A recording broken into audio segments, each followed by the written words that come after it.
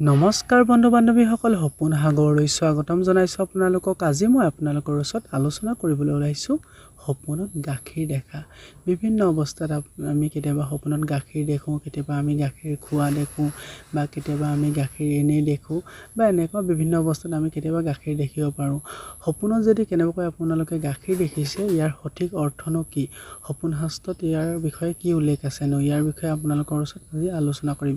গতিকে যদি কেতিয়াবা আপোনালোকে সপোনত গাখীৰ নিজে খোৱা দেখিছে, বা এনেই গাখীৰ উতলাই থকা দেখিছে, বা পগাই থকা দেখিছে, এনেকুৱা যি অৱস্থাত যদি আপুনি কেনেবাকৈ গাখীৰ দেখিছে, তেতিয়াহ'লে এইটো এটা বহুত শুভ সপোন বুলি কোৱা হয়।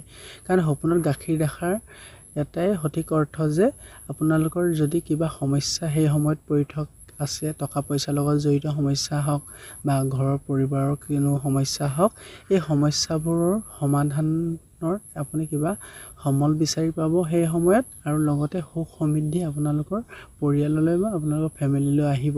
আৰু যদি আপুনি অকলে দেখিছে বা খুব বেছি সঘনাই এনেধৰণে গাখীৰ দেখিবলৈ ধৰিছে, তেতিয়াহ'লে ইয়াৰ দ্বাৰাও এটা কথা নিশ্চিত হ'ব পাৰি যে আপোনাৰ লক্ষীমা কিবা আপোনাৰ ওচৰত থকাটো বুজায়, আৰু সেই সময়ত আপুনি যি কামত হাত দিয়ে সেই কামত অতি শীঘ্ৰে আপুনি উন্নতি কৰিব পাৰিব। যিহেতু সপোনবোৰে একোটা সময়লৈকেহে আমাক ফল দিয়ে। যদি সেনেকুৱা অৱস্থাত আপুনি কিবা কৰ্ম যদি হাতত দিবলৈ চিন্তা চৰ্চা কৰি আছে আৰু দিয়া নাই, যদি আপুনি কেনেবাকৈ সপোনত গাখীৰ খাই থকা দেখে, বা ঢেৰ গাখীৰ একেলগে থকা দেখে, তেতিয়াহ'লে ইয়াৰ দ্বাৰা এটা কথা আপুনি নিশ্চিত হৈ যাব যে আপুনি সেই কামত হাত দিলে সেই সময়ত উন্নতি কৰিব পাৰিব। গতিকে এনেও গাখীৰ দেখাটো বহুত শুভ সপোন হয়, আৰু যদি কিবা সমস্যাত পৰি থকা সময়ত যদি কেনেবাকৈ গাখীৰ দেখিছে, তেতিয়াহ'লে এইটো এটা বহুত শুভ সপোন হয়। কাৰণ এনেকুৱা সপোনবোৰ কেতিয়াও কাৰো আগত শ্বেয়াৰ কৰিব নালাগে। আপোনালোকে নিশ্চিন্ত মনে আপোনালোকৰ নিজৰ কৰ্ম কৰি যাওক, সেই কৰ্মত উন্নতিৰ যুগ আপোনালোকে নিজে দেখা পাব। গতিকে বহুতো আছে এনেকুৱা সপোন, যিবোৰ সপোনৰ আমাক আহিবলগীয়া দিনকেইটাৰ বিষয়ে বহুতো সংকেত দিয়ে।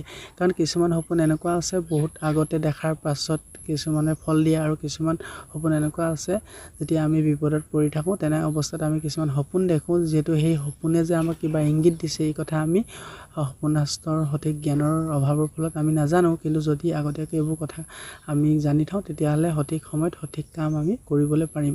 গতিকে আগৰ দিনত যিহেতু সপোনৰ শাস্ত্ৰৰ এনেকুৱা কথাবোৰ বা জ্যোতিষ শাস্ত্ৰৰ কথাবোৰ মানি চলিয়ে মানুহে জীৱন পৰিচালিত কৰিছিলে, ঠিক তেনেধৰণে আজিৰ যুগত মানুহেও এইবোৰ কথা বহুতে বিশ্বাস কৰে, আৰু বহুতে যিহেতু যিসকলে জানে তেওঁসকলে এইবোৰ নিয়ম পালন কৰিয়ে নিজৰ জীৱনটো পৰিচালিত কৰে। গতিকে আপোনালোকে সপোনত কেনে অৱস্থাত কি দেখিছে, বা গাখীৰ কেনে অৱস্থাত দেখিছে, মোক কমেণ্ট কৰি জনাব পাৰে। আপোনালোকক মই সকলো কমেণ্টৰ উত্তৰ দিবলৈ চেষ্টা কৰিম। গতিকে আজিলৈ ইমানে আছিলে। ধন্যবাদ।